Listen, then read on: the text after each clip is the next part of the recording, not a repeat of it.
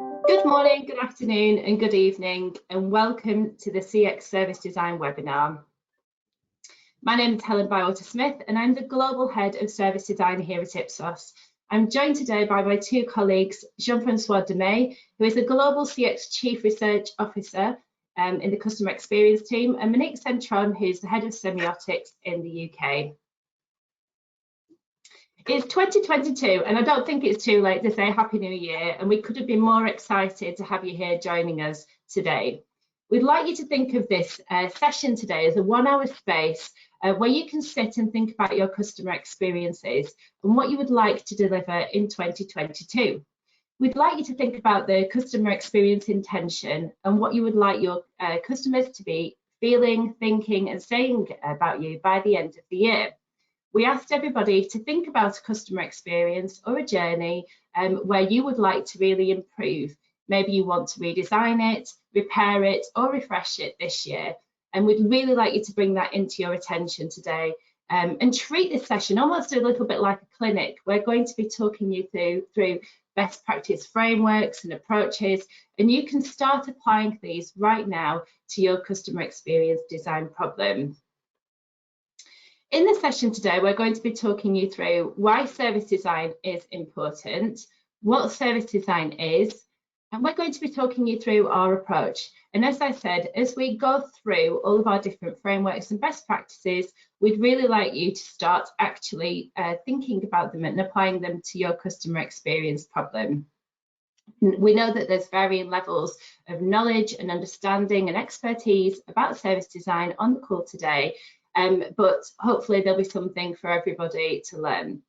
There will be time for Q&A at the end, so please post your questions and we will be reviewing those at the end of the session. I'm now going to hand over to my colleague Jean-François, who is going to talk about why service design is so important. Thank you, Helen, and hello everyone. So the starting point is that there is a shifting focus in brand building.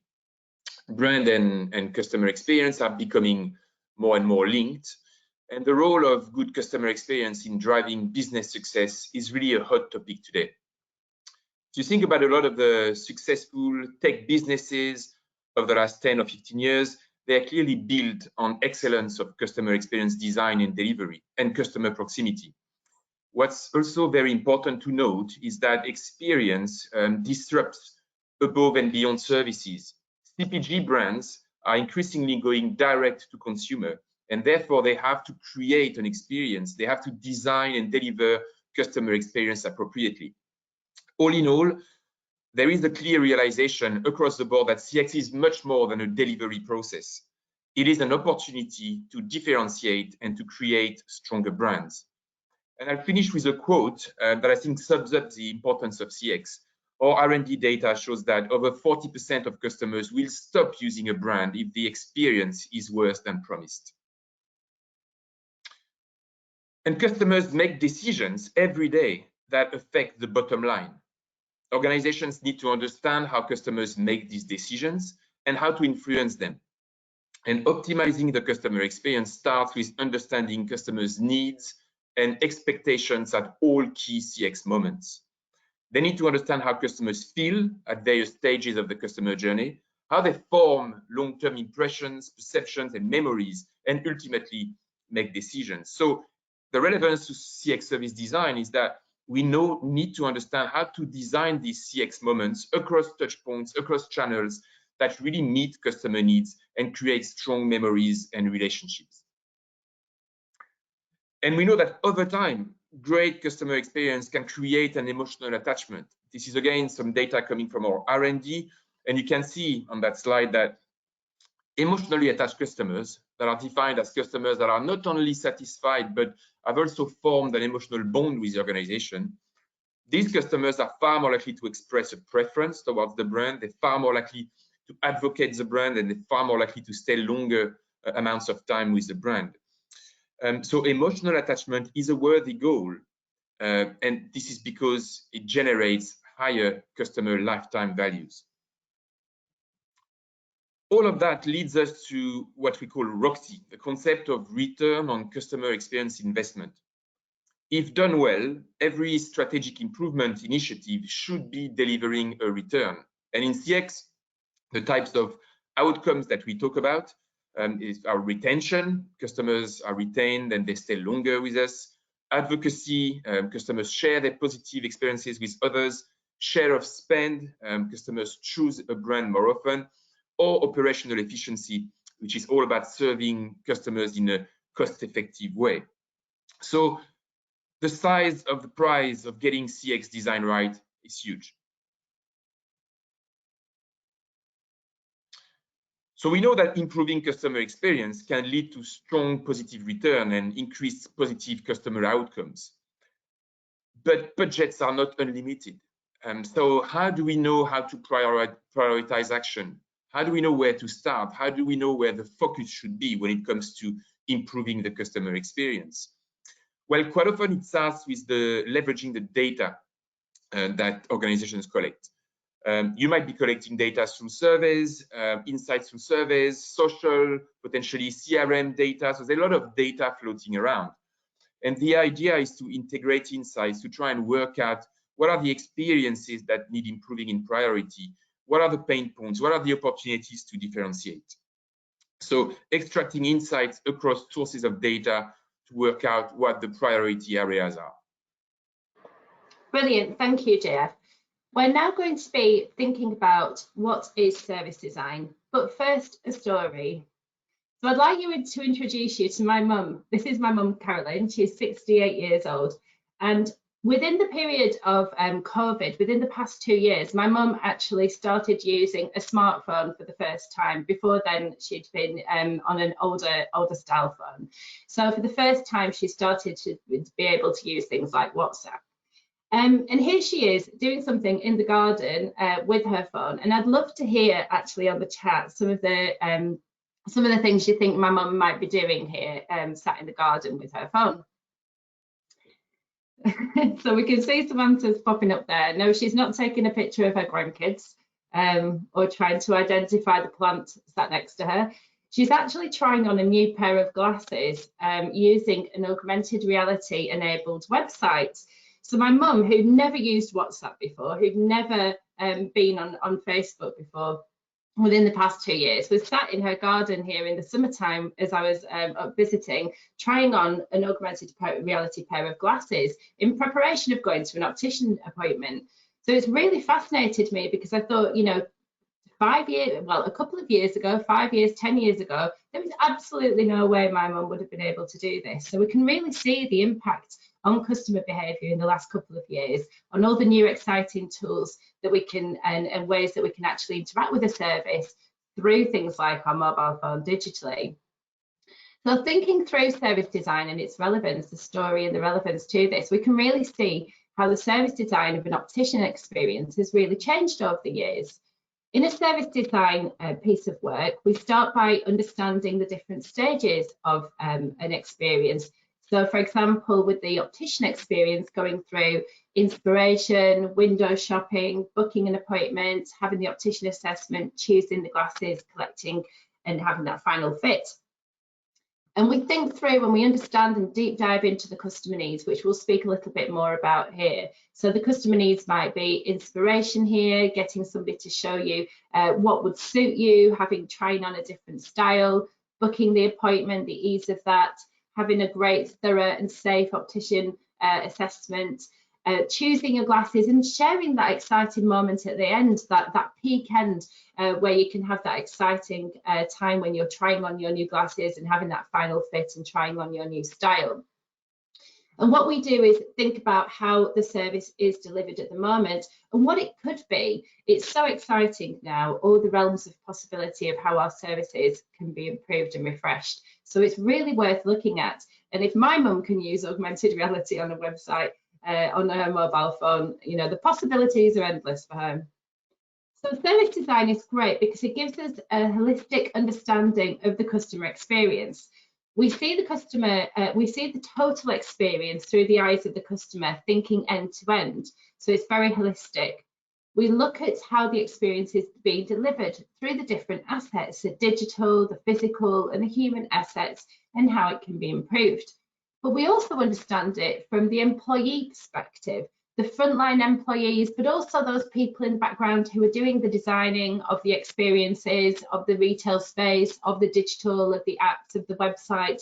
We think about the experience from their perspective as well, because they are living the experience every day. And it's really important, whether they're frontline or whether they're the people designing the experiences, that we understand what's in their mind when thinking about the customer experience, because they can very easily identify the pain points and the root causes of problems.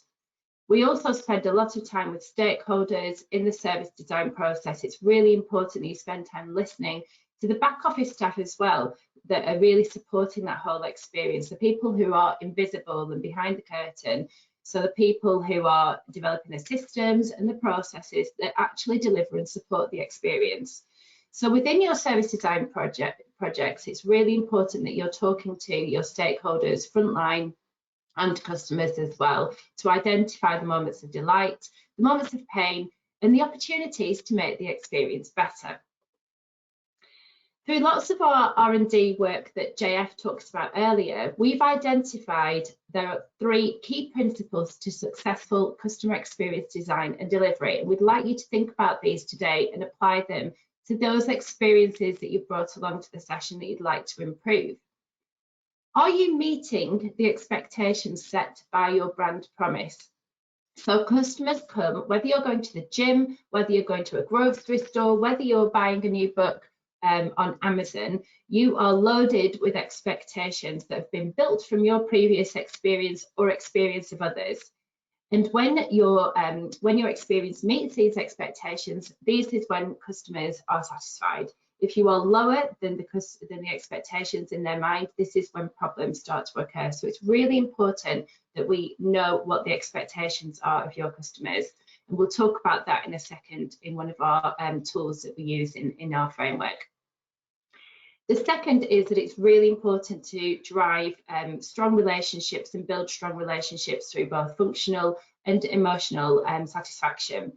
As JF also mentioned earlier, we can see the ROI on emotional engagement. We know that the more emotionally engaged your customers are, the better the relationship with you, and the more that they will come back and fulfill those ROCXI KPIs. They will talk to their friends and family about you more, they will be retained, they will increase their share of spend, and it will help your operational efficiency. So it's really important that you understand how you are meeting their emotional needs. And we have our framework, the Voices of CX, which we will talk about in a moment.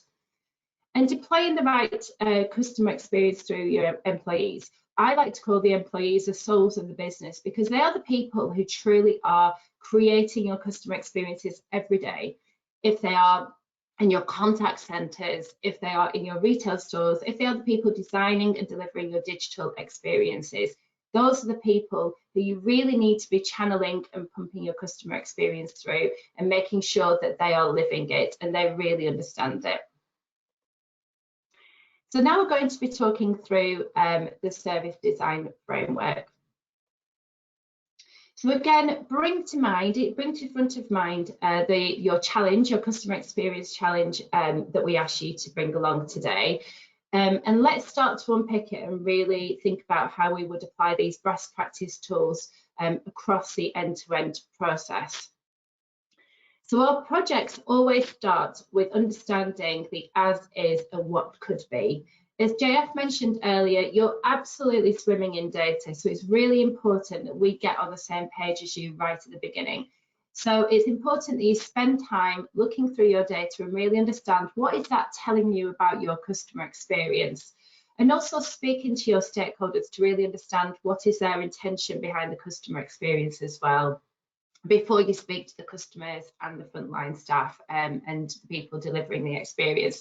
So there's a period of discovery at the beginning to really immerse yourself in the experience and understand what the pain points and the needs are.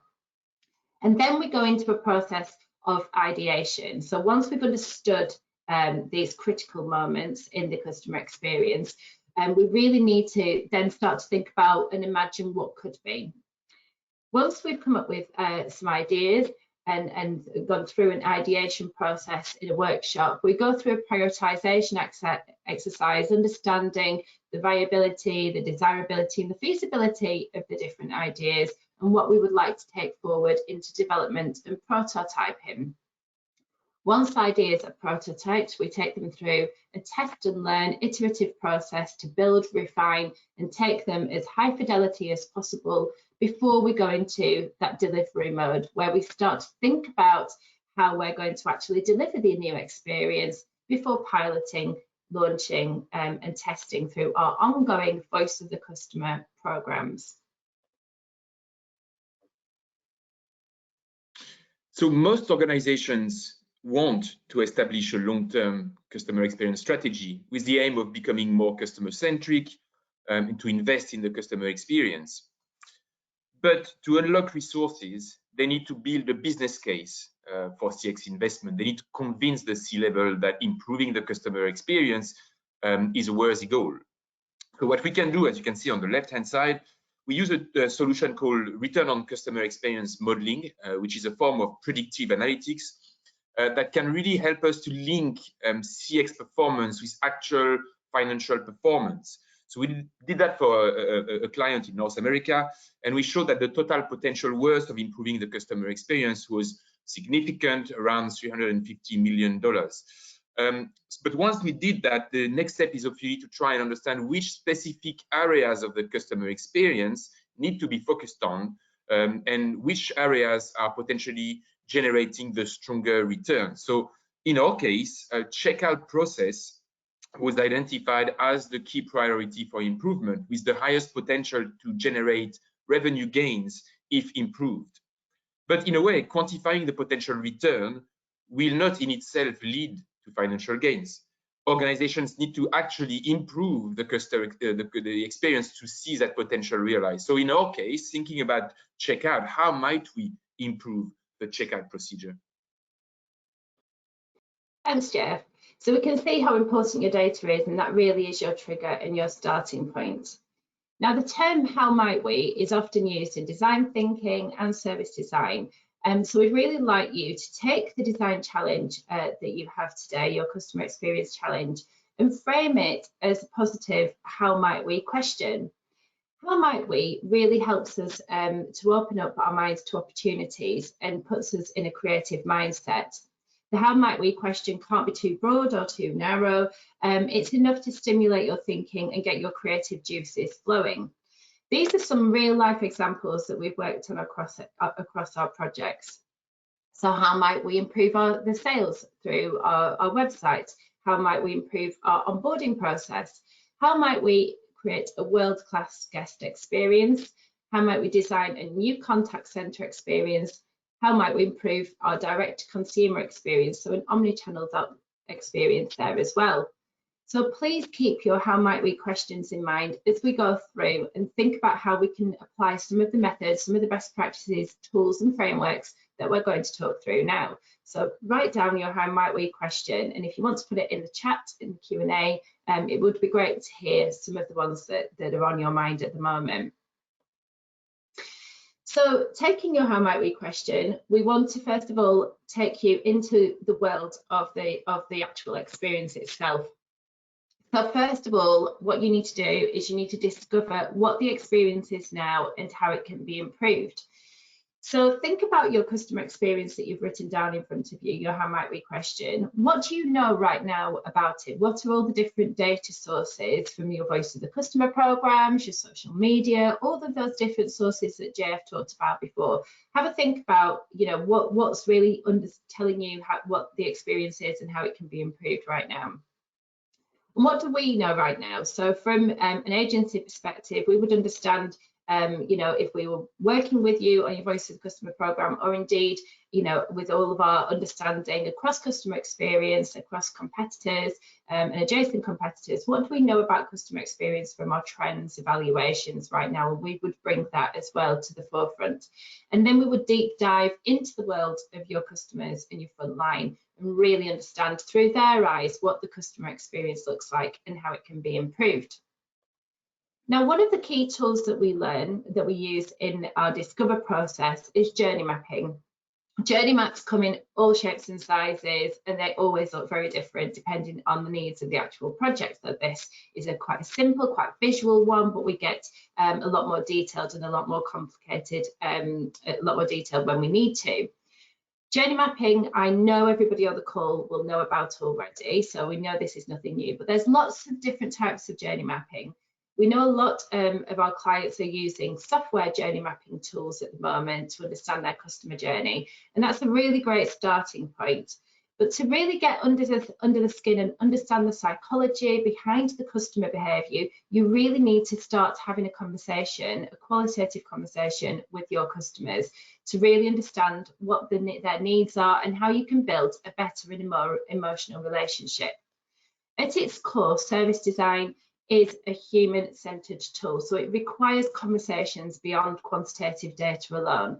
So I would really encourage you, when you're going through your service design projects, to spend time qualitatively listening to your customers, really understanding who they are and the role that you play in their lives. So our CX journey framework, I talked about the importance of expectations earlier on at the beginning. So with our customer experience journey framework, we always start off mapping the expectations of your customers.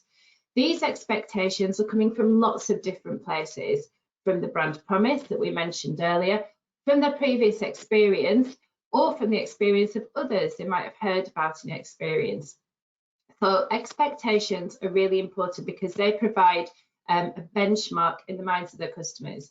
So we know if you're meeting their expectations, you're above them, or you're falling short of them. So we go through the process understanding the expectations initially. And then against the expectations, we understand the actual experience and how you're delivering. And this is where we learn what the moments of truth are, what the pain points are, and how you're meeting these. And then a third time, we understand the ideal experience. So taking on board all of their favourite customer experiences and all the things influencing their thoughts about your experience, we start to push them to say, okay, imagine that you're the head of customer experience for this organisation. What would you do? What would your favourite customer experience be at this particular moment? So we go through this expectation, actual experience and ideal experience and map them all against each other to understand the customer needs, the customer pain points and the moments of truth. Now at each of these stages, we use our Forces of CX framework. As we mentioned at the beginning, emotional attachment is really important because at the end of the day, you are building a relationship. Every time a customer hits you on social media, website, comes into your store, has a conversation with your contact center, this is an opportunity for you to build a closer and more emotional experience with them. So throughout our journey mapping process, we use our Forces of CX at each stage to see how you're performing at the moment in terms of emotional engagement and how you can improve. So the Forces of CX is a framework that we've developed through extensive R&D across regions and sectors. And it's rooted in behavioral science. It's telling us what drives strong relationships. It puts the human at the center of CX design and delivery by focusing on understanding customers' needs and expectations when it comes to their relationships with brands.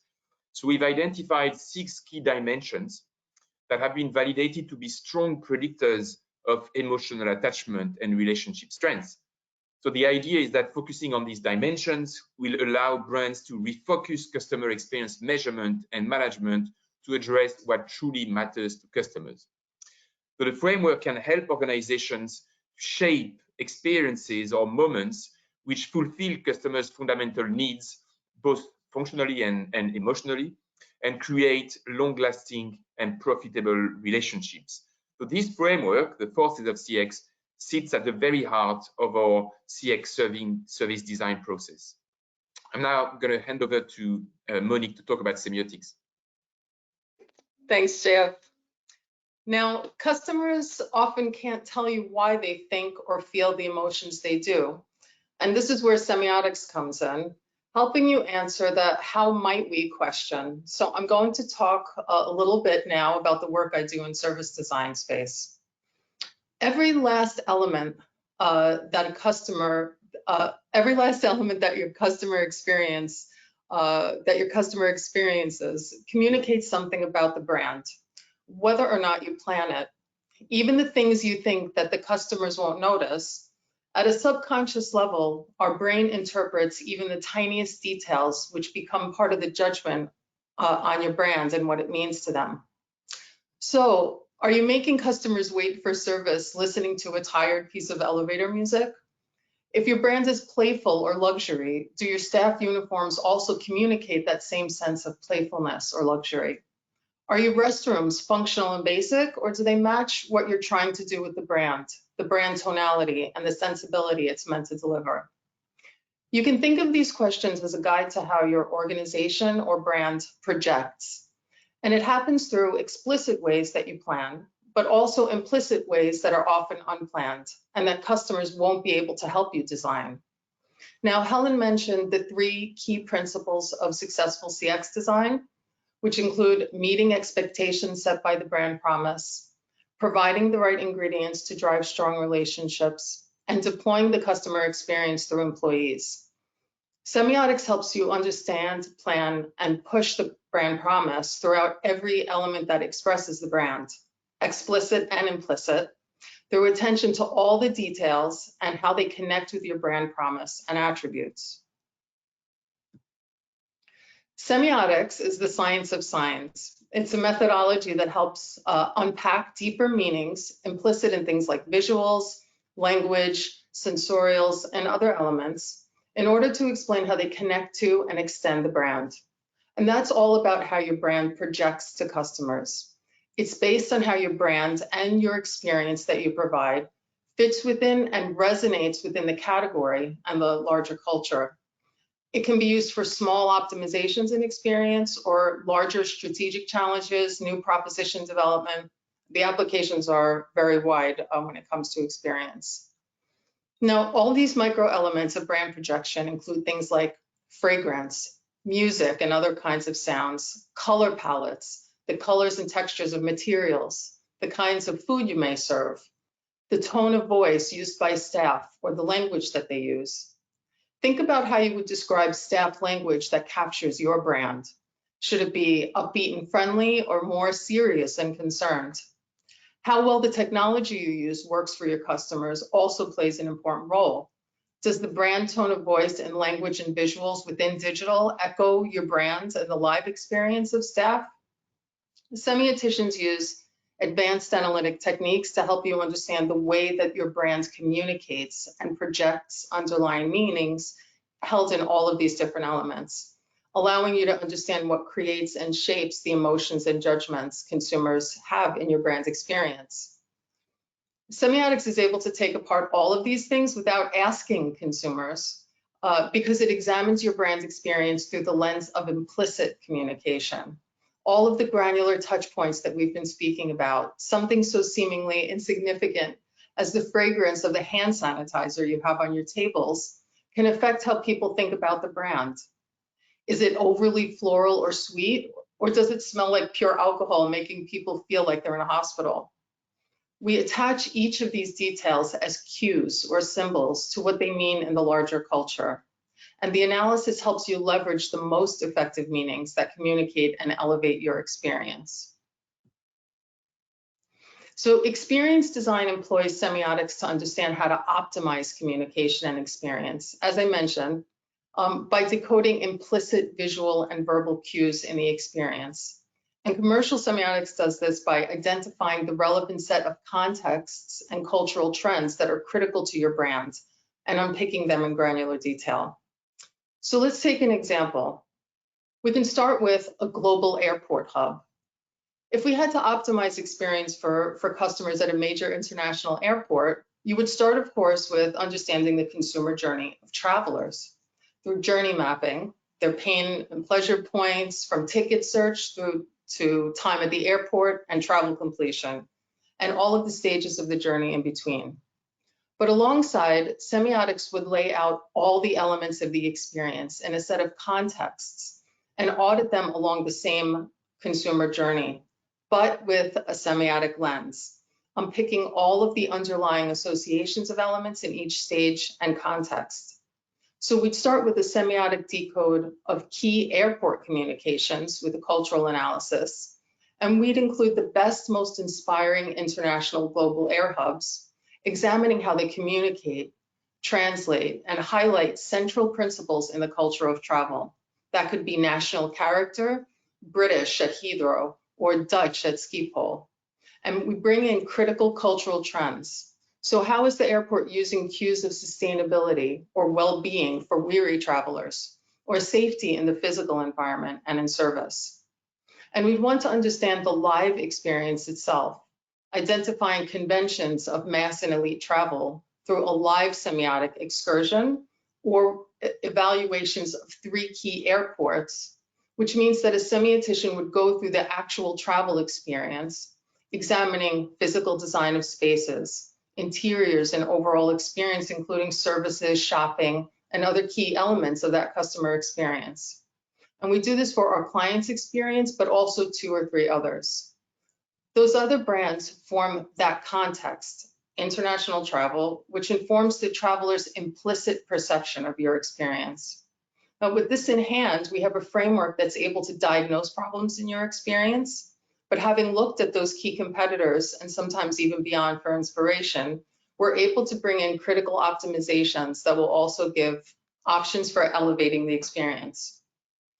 It's possible to examine any kinds of customer journey with this method, including digital and physical journeys or experiences.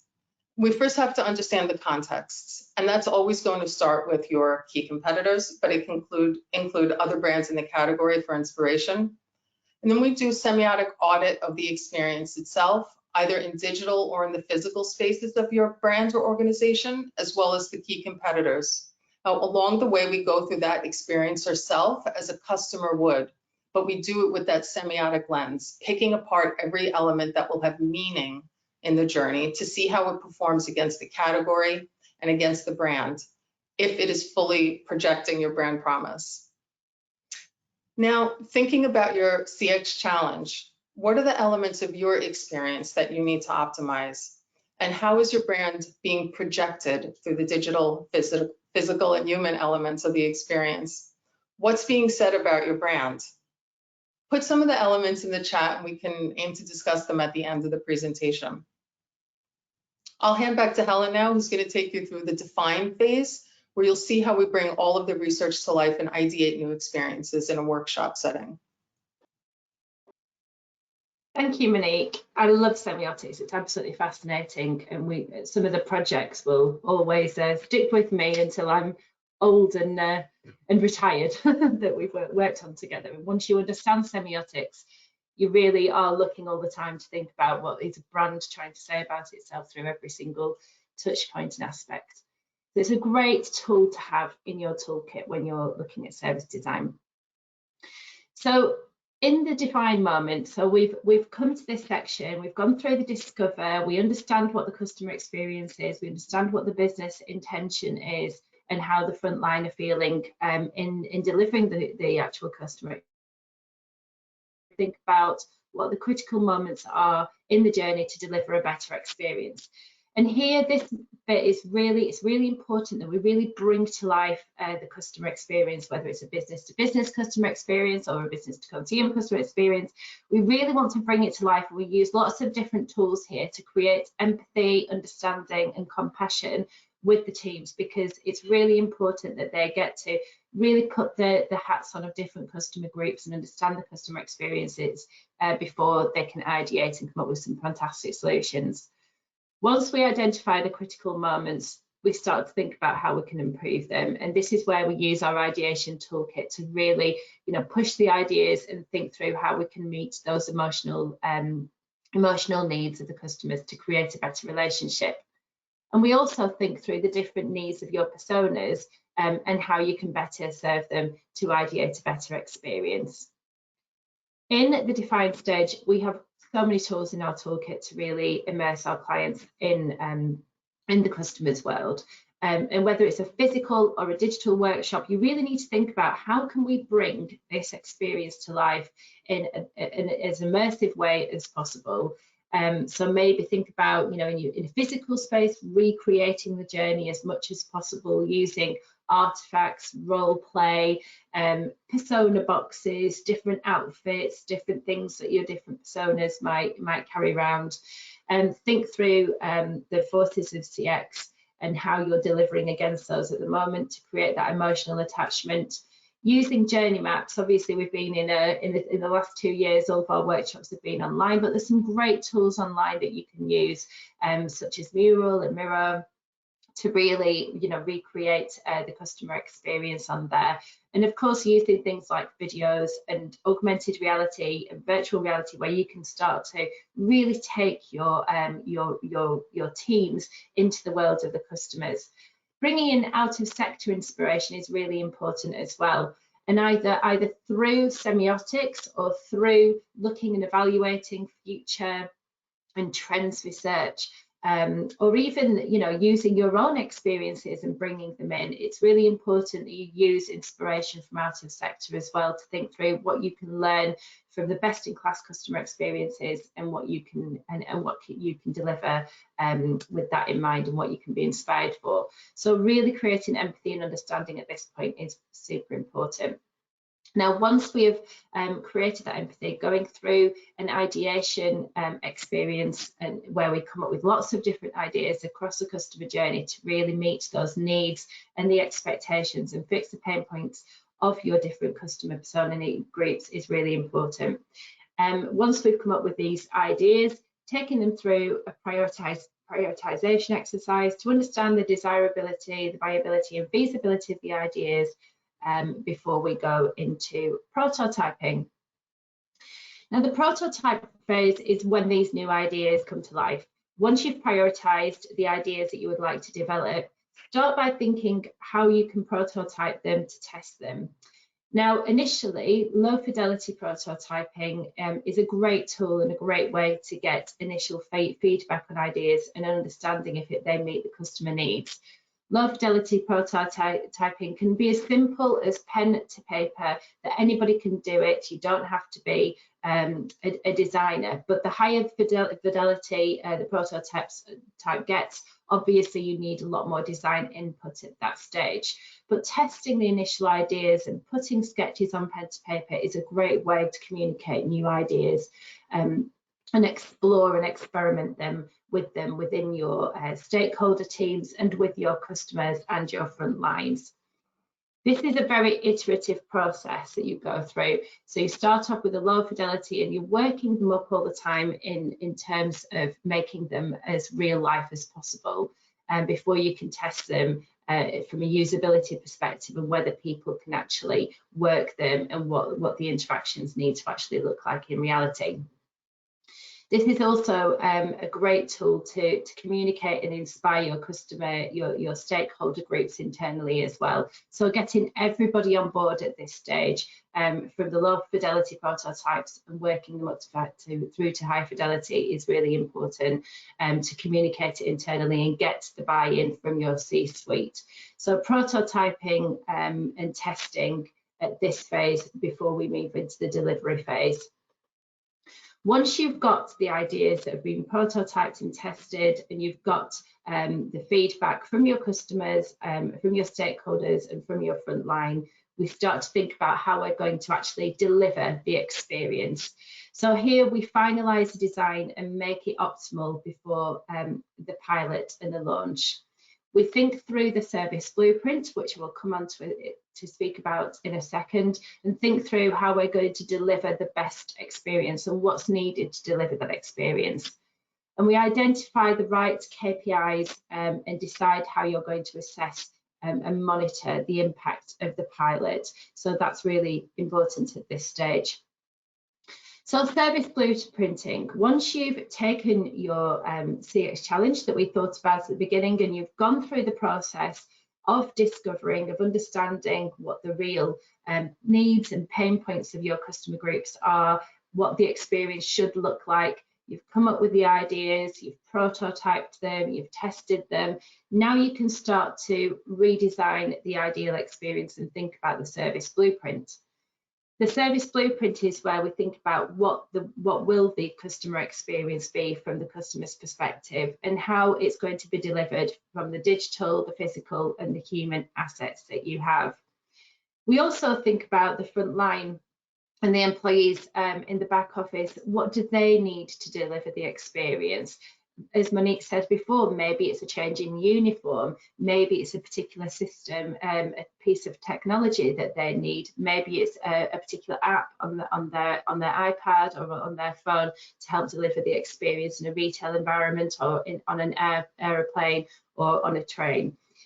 So we really need to understand from the employee's experience, if we want to deliver this ideal experience, what do they need in their toolkit, in their armory, to deliver that experience to the customer.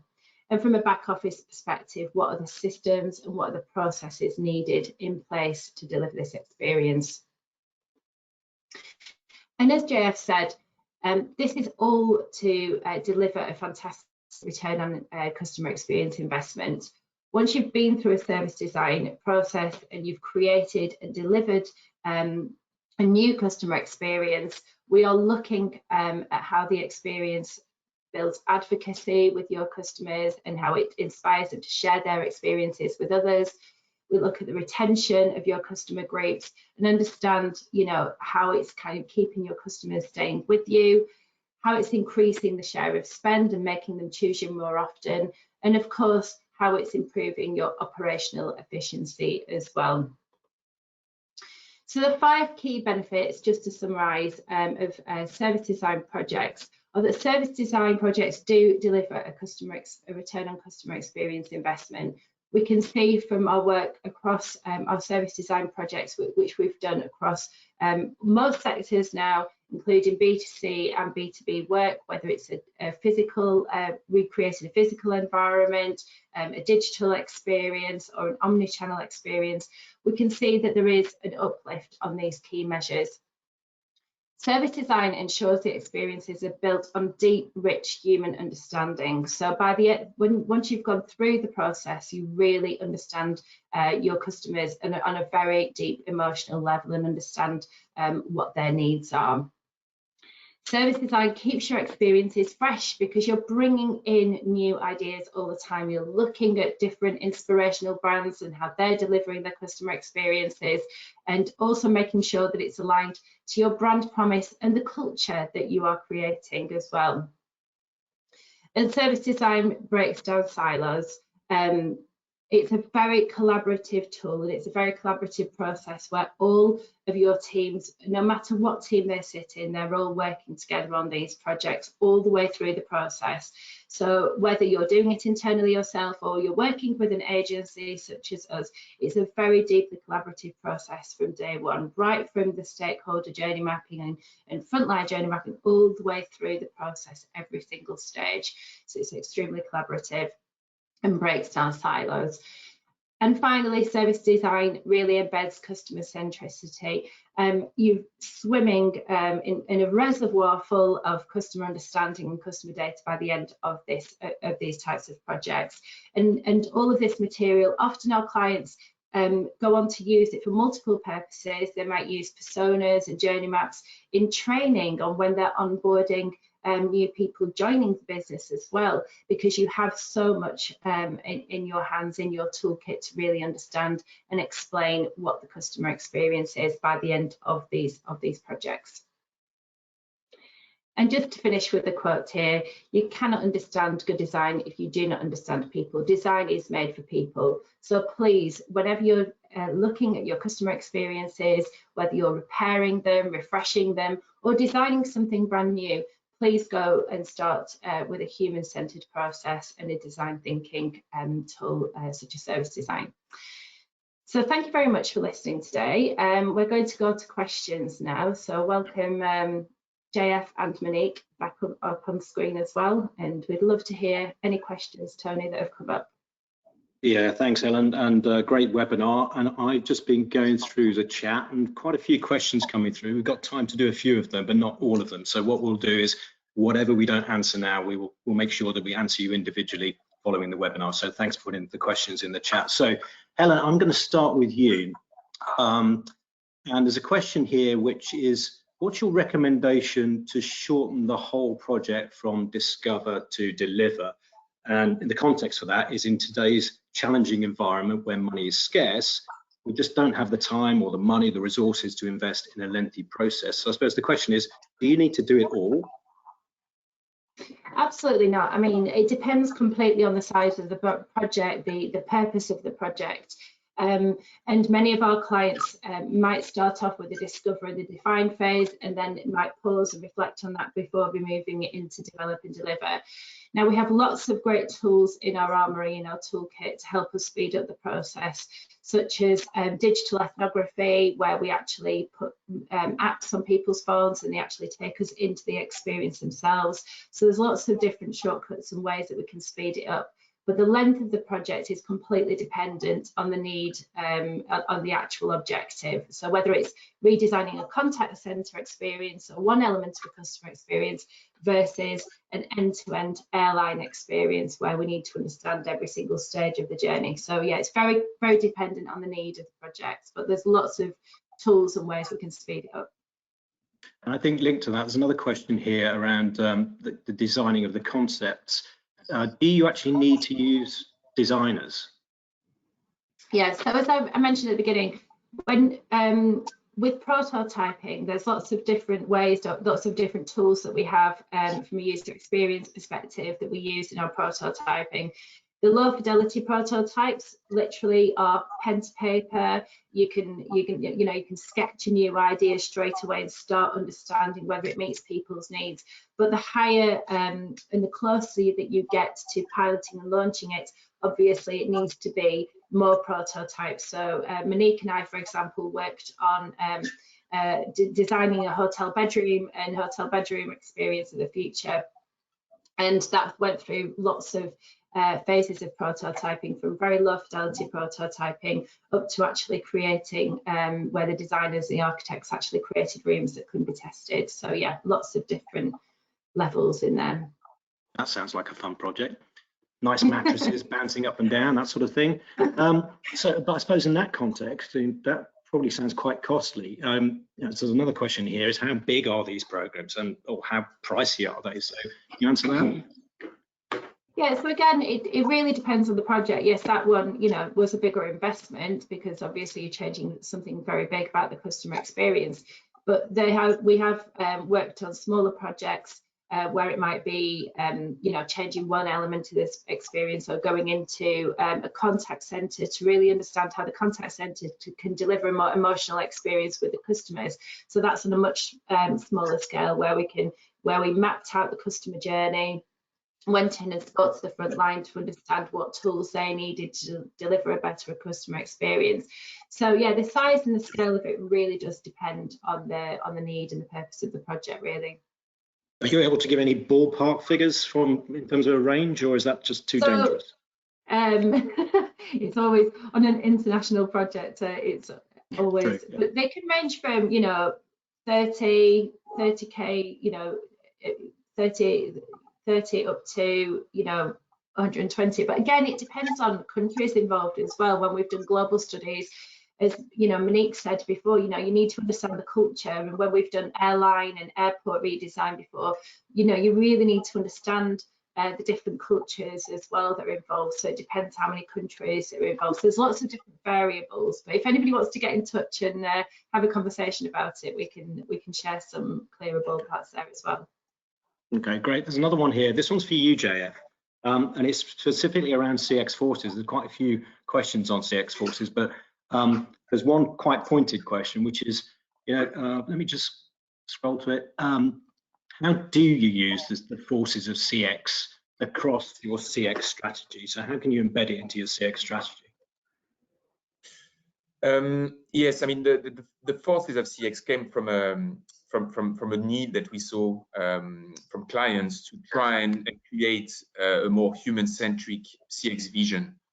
I think it's fair to say that over the last 10, 15 years, there was a lot of functional sort of focus around CX. We were focusing on things like delivery in time and and reducing the amount of effort. And we're not saying that these are not important elements. They are important. But what we wanted to do with the forces of CX was to elevate customer experience into that relational and emotional space. So in a way, we can use forces of CX both qualitatively and quantitatively. So in terms of in quantitative surveys, for example, we have through the R&D designed a set of questions that we can add to customer surveys, and that enables us to understand the performance on the forces. We also increasingly use artificial intelligence and semantic text analytics to try and mine the big amounts of verbatim data that we collect either from surveys or even from social. And once again, that enables us to capture the forces. In other words, we code the framework of the forces. And also we use forces qualitatively, as Helen mentioned, to better map the customer journey. So how do we use, in a way, that content, that data? So there's three sort of steps. First is all about prioritization. And the relative importance of the forces will vary across sectors, across client types. So the first step is really to work out overall which forces are most important, and also whether there are particular forces that are most important at various points in the customer journey. Then it's about diagnostics, so assessing actually, are you performing on the forces at the right moment? Are you delivering on your customer needs? And if not, then that's trigger for CX service design work. How do we optimize? How do we tweak the customer experience design so that it drives the right response? So there's an analytical framework that enables us to really push some really interesting and valuable insights through the organization. And I would also say that CX Forces is a vision, a human-centric vision of customers and customer experience. Okay, great. And I think just an observation that you talked about, the move from just functional, purely functional, to understanding emotion. And I think that's where you talked about how brand and CX is actually coming closer together. And I think there's been a recognition, particularly over the last 3 to 5 years, that functional has always been table stakes. And if you just measure and design for functional aspects, you're not going to get everything. So I think that's just an observation that I think we've talked about on a number of occasions. So I want to turn to Monique now, and there's a few questions around semiotics. And somebody's picked up on something that you said, where I think you said you can't understand the brand without, how can you understand the brand better without speaking to customers? Can you elaborate on that? Sure. So if you imagine that your consumer target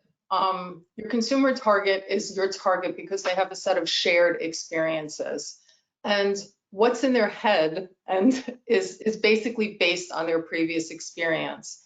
And what semiotics does is it actually gets to, it's one stage before speaking to customers, because semiotics takes apart the things that influenced your consumers in the first place. So what is in their head and what they report to you is what semiotics investigates is one step before that. So we look at not only your brand, but the context, and what is in that context is their previous experience, and we're able to put together a profile of the things that influence them and study that ourselves, basically.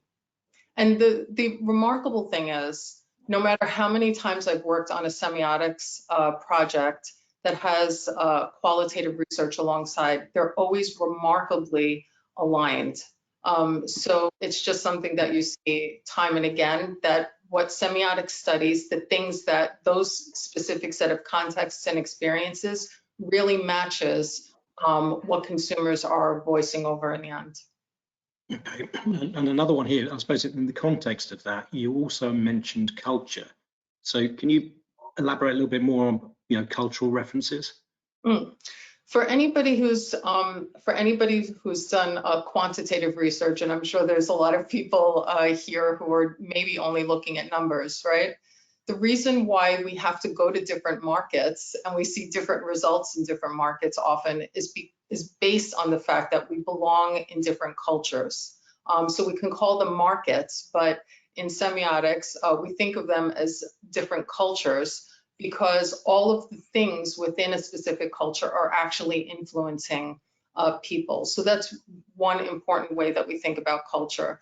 The other thing to know about culture is it really structures the way we perceive specific brands, and it really is the basis of the way we act, think, behave, perceive everything in our environment. So we have a very laid out understanding of culture and all of the elements of the experience that become part of a culture.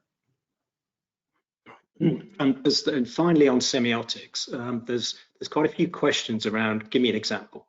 So in that context, can you give a few examples of CX projects that you've applied semiotics in and the value that it brings to those? So we did an important train study, and Helen and I worked on that. And so similar to the airport example that I gave, what we did was not only did we try and understand the proposition development and lay that out conceptually. So semiotics often does. We're very good at understanding things underlying what the language that you're giving it up front. So we can understand how things conceptually are laid out. But when we did this train study, we went on the train journeys ourselves and looked to see what it is that people are doing on the train and how the actual how everything within that train journey and the customer journey on the train basically shapes and structures how people will look at that brand who's giving that service. So we looked at, same thing, staff uniforms, the way the staff spoke, what the first class lounge looked like, how it made people comfortable. Was it, was the way that it was laid out actually effective for controlling the chaos of travel, for example? All of those things are what we think of as actually cultural elements. We looked at the way people were behaving on the trains and what elements on the train, how were things organized on the train, how were people being treated, and so all of those things come into play, actually. Okay, and did you in that project, did you look at other modes of transportation as well to compare and contrast? So looking at the airline experience versus the bus experience, or was that out of context? It was a little bit out of scope. So somebody asked a question about cost, for example, and we can build as many contexts as are necessary, but we do try and scope it out tightly to what is going to be directly influencing the customer in that travel journey. So it wasn't that we could have built all of that around, but it was slightly less relevant. So we only kept it to similar kinds of train journeys. I suppose in that context, but back to the question earlier on about, we've got limited resource or we've got limited budget, you can always get your own employees to do it because then they immerse themselves in the experience, to Helen's point about making sure you've got all stakeholders within the business involved so they get it. So I think that's the. If I could just jump in there, Tony, as well. One of the things that we have done on a previous project, on the hotel project actually, where people really wanted to understand the emotional needs and how different adjacent categories actually met the emotional needs. We used our future and trends research to understand, how restaurants are expressing enjoyment and status, and how cinemas are expressing enjoyment and status. So we brought in, different perspectives from different adjacent categories through our future and trends research as well, where we analyse and look at different. So that's another tool that we use to get that understanding of what's going on, maybe not in direct competitors, but in kind of the culture, and bring that in. So we did that as well, Monique, didn't we, on a different project? Yeah, and you can do a lot of that selective picking in of specific brands that are delivering a great experience that you think is very relevant to what you're doing. Great, fascinating. Well, I think we're pretty much on time, so I think we'll call it to a halt there. So I'd like to thank the speakers, Helen, JF, and Monique, for a great presentation. As I said earlier on, and I said in the chat, the recording will be made available, and any questions we didn't actually answer right now, we'll answer you individually. So thanks for joining, and have a good day. Thank you.